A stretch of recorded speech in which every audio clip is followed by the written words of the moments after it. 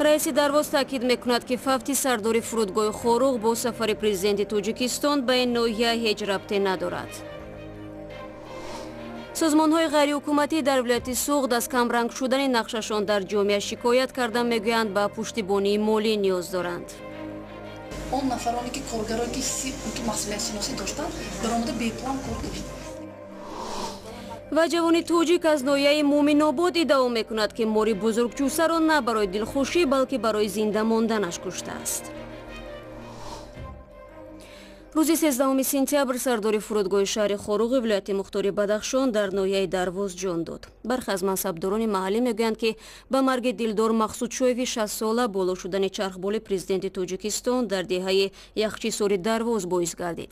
шоҳидони ин ҳодиса дар сӯҳбат бо радиои Озодӣ гуфтанд, ки аз вазиши боди чархбол Мақсудшоев ба санги бархӯрда сахт маҷрӯҳ шуд ва дар роҳ ба сӯи бемористон ҷон дод. вале раиси ноҳияи дарвоз ин иддаоро рад мекунад. این تصادف نیست. این مردک من با معلومات شما برسونم همچنین رئیس نوحیتی اما دو بار این فرد گفتگی بدست وای بخور وای مادانی جنبی گند علاقمندی ندارد اون بسیار ندارد نشون میده همین خورزان میگن دکتری هم میره بپرسه که همین آدم چند سال بعد همین کسل دو قطعی اذیت میکشیده است. خیلی نتیجه میگم دیگه مسئله کبوخ، مسئله مادن، مسئله شبه اون یا بسیاری نداره یا اون علاقمندی نداره.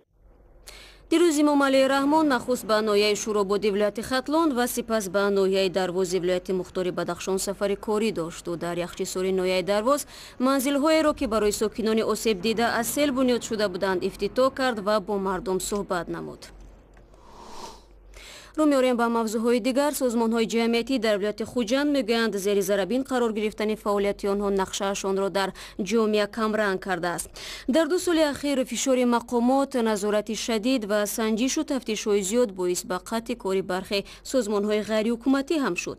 ҳоло раҳбарони баъзе аз созмонҳои Тоҷикистон мехоҳанд онҳоро ба таҳияи тарҳи қонуни нав дар бораи ташкилоти ҷамъиятӣ ҷалб кунанд.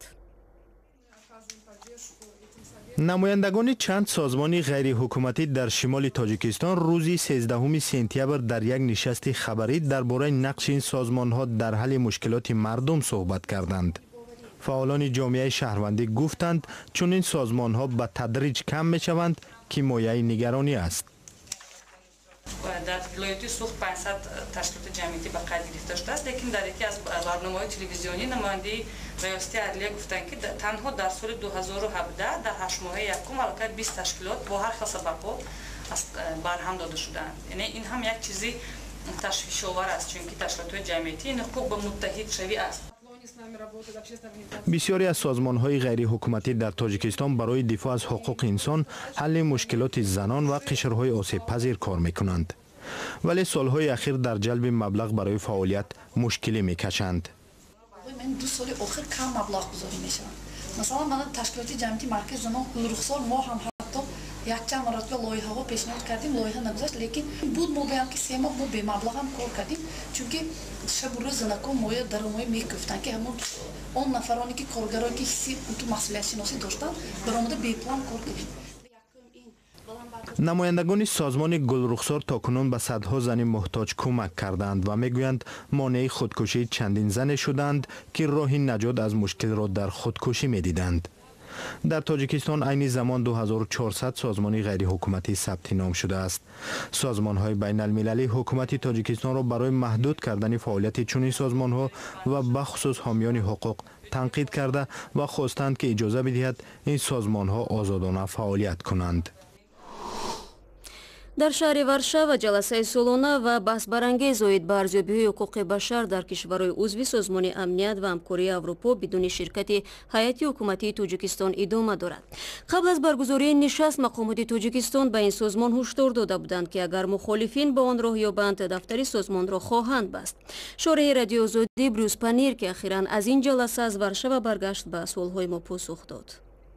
خوش آمدید و اصلا میگفتید که تاثیرات شما از این همایش چی است و چی نکته جالب بود در این نشست؟ البته شرکت در نشست‌هایی که در آن نقطه‌های نظر مختلف بیان می‌شود و گروه‌های گوناگون اشتراک می‌کنند خیلی جالب است. متأسفانه من نتوانستم با هیئت حکومت تاجیکستان ملاقات کنم. از روی شنیدی من آنها تنها در شروع جلسه شرکت کرده صبح بر وقت روز دوشنبه همایش را ترک کردند. همایش با شرکت نمایندگان حزب در تاجیکستان ممنوع نهضت اسلامی و گروه 24 جریان گرفت. شماره آنها کم نبود، حدوداً 20 نفر را تشکیل داد. من با همه آنها درباره مشکلاتشان و راه حل آنها صحبت داشتم. تا جای به نظر می رسد سازمان امنیتی همکاری اروپا تلاش میکند تا یک اندازه یک مکالمه را میان گروه های مخالفان تاجیکستان با حکومت تاجیکستان تشکیل کند. البته در گذشته چنین برداشت میشد، اما حالا که این مکالمه ناممکن شده است، به فکر شما هدف از آوردن گروه مخالفان به این نشست از سوی سازمان امنیتی همکاری اروپا در چی بود؟ البته اینجا چند سبب وجود دارد. همیشه خوب است که نظر و موقع آنها شنیده شود، زیرا در این صورت حل کردن مشکلات جای داشته دشوار است. خوب شد که آنها در آنجا اشتراک نمودند و حرف خود را گفتند. باعث تأسف است که جانب تاجیکستان حاضر نشد تا به سخنان آنها گوش بدهد، زیرا از همه مهم این مکالمه است و ما می توانیم نه از یک منبع بلکه از جانب‌های دیگر هم درباره وضع فعلی تاجیکستان بشنویم، چون که حادثه ها تغییر می‌یابد. سال گذشته وضعیت هم در تاجیکستان و هم کشورهای دیگر فرق می‌کرد. در این بین خیلی مفید است که موقع طرف‌های گوناگون شنیده شود. همه ما می‌دانیم که مقامات تاجیکستان هشدار دادند که اگر مخالفان حکومت به همایش راه یابند، دفتر سازمان امنیت همکاری اروپا در کشور بسته می شود. امیدواریم این گفته ها حقیقت ندارند، زیرا در راستای شروع همایش خیلی ناخوشایند بود شنیدن آن حرفها که نباید نمایندگان مخالفان به آن دعوت شوند. این به مسئولیت کشور تاجیکستان داخل نمی شود. به هر صورت جلسه برگزار شد و نمی توان بها داد که یک جانب حق میگوید و جانب دیگر نه. از این خاطر ما تنها به نظرها گوش دادیم و خیلی خوب میفهمیم که این تنها موقع یک طرف است. و سوال آخرین، به هر صورت از نگاه شما آیا تا کجا حکومت تاجیکستان دعوت ها برای مکالمه با گروه های مخالفین کشور را میپذیرد؟ تا این دم حکومت تاجیکستان با مکالمه و صلح در سال 1997 راضی شده بود و ما میدانیم که امکانیت مکالمه وجود دارد. باعث تأسف است که نمایندگان حکومت تاجیکستان جلسه در ورشاوا را صرف نظر کردند. وقتی طرفها با هم صحبت نمی کنند، حل مشکلات ناممکن است، در حالی که آنها به هنگام صلح درباره یکدیگر بودند. من مشکلات را برای گفتگو با مخالفان نمی بینم.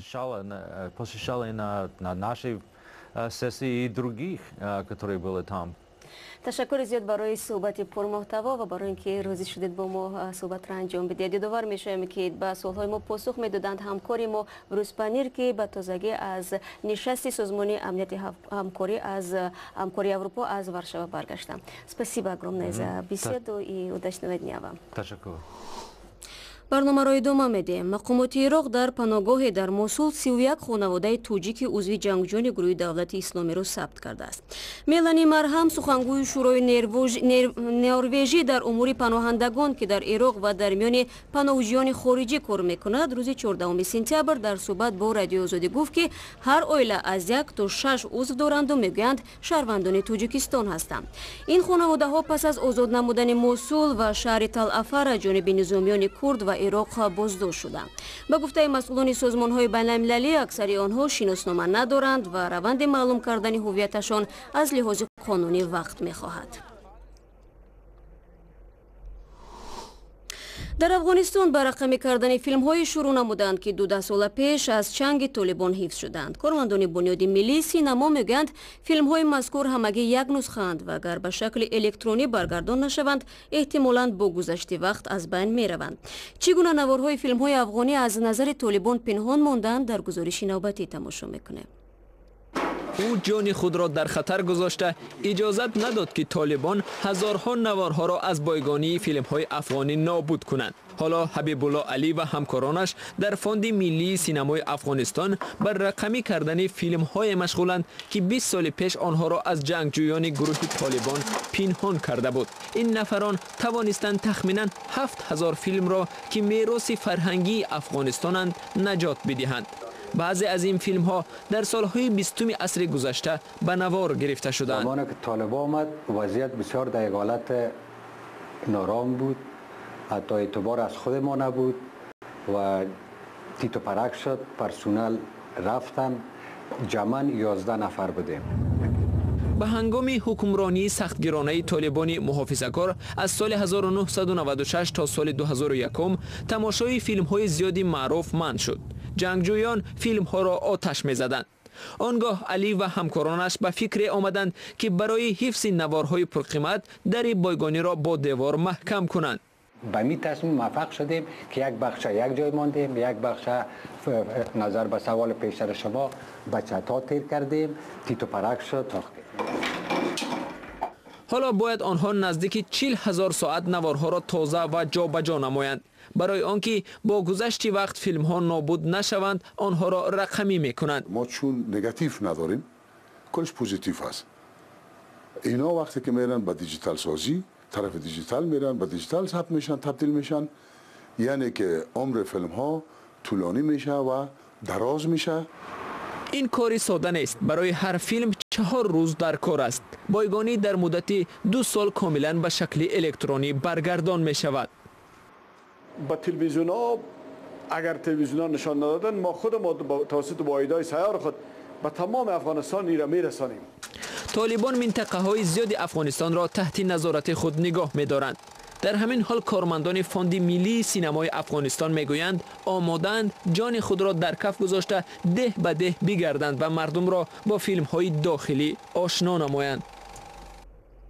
бармегардем ба тоҷикистон. чанде пеш дар шабакаҳои иҷтимоии интернет навори аз лаҳзаи кушта шудани як мори бузургҷуса дар вилояти хатлон ба гардиш даромад. дар тоҷикистон барои қатли морҳои нодир муҷозот пешбинӣ шудааст, вале ҳамкорони мо тавонистанд муаллифи ин наворро пайдо кунанд ва ӯ иддао дорад агар ин хазандаи бадвоҳимаро намекушт эҳтимол тӯмаи ӯ мешуд.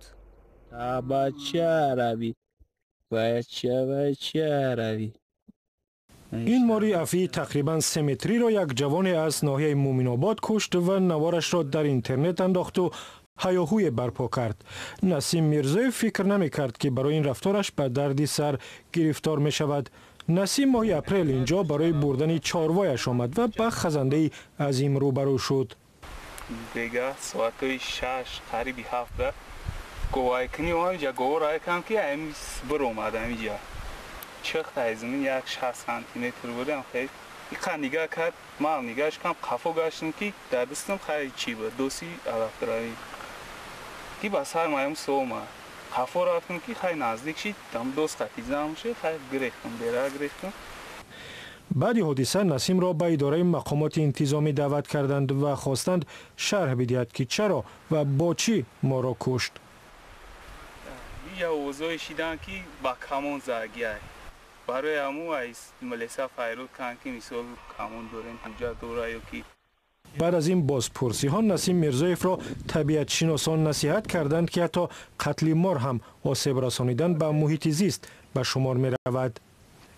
حفظ محیط زیست فایرود کن که خیلی چیزا ممکن نیست، چیزایی که مثال چیه مورا ممکن نیست کشتنشونی تاریخ ما خدمت چی کاگی مخیلی مویا کاگی مای مورما یاگون چی دیگه کاگی نبودم میگم بیانات گرفتانه یا تنجه. در تاجیکستان برای قتل مارهای نادر تا 1,500 سامانی جریمه تعیین شده است و از بس که نسیم برای حفظ جانش با مار مقاومت کرد او را جریمه نبستند. خودش اعتراف میکند که در دشت و جنگلزارهای نزدیک روستایشان مارهای افی زیادند ولی در 10 سالهای اخیر کسی را نگزیدند. گاو مولم مثال زلال میتونه ایس گاو را مثال گوسفند خیلی چیزا زلال میتونه که آدم را یکم بوشیده. در تاجیکستان ما را عمدتاً خزنده ترسناک و مدهش مینامند و میکشند، هرچند به گفته طبیعتشناسان این یک جاندار بی‌آسیب است و تنها در صورت احساس خطر به جانش به انسان حمله میکند. برای امروز با شما خداحافظی میکنیم. تشکر برای همراهی و خدا نگهداری هر یک شما.